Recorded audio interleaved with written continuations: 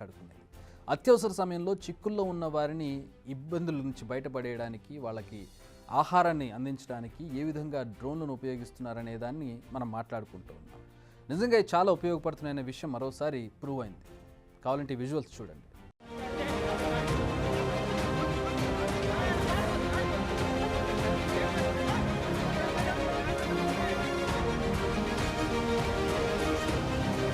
ఇప్పటి వరకు ప్రమాదాన్ని అంచనా వేయడానికి లేదా అక్కడ ఉన్నటువంటి సిచ్యువేషన్ తెలుసుకోవడానికి మాత్రమే ఈ డ్రోన్స్ను వాడేవాళ్ళు. ప్రత్యేకంగా వరదలో చిక్కుకుపోయిన వారికి సహాయం అందించేందుకు కూడా ఈ డ్రోన్స్ ఉపయోగపడుతున్నాయి.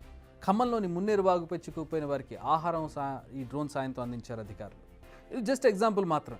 చాలా ప్రాంతాల్లో ఇలాగే డ్రోన్స్ సేవలు అందిస్తూ ఉన్నాయి రెస్క్యూ టీమ్స్.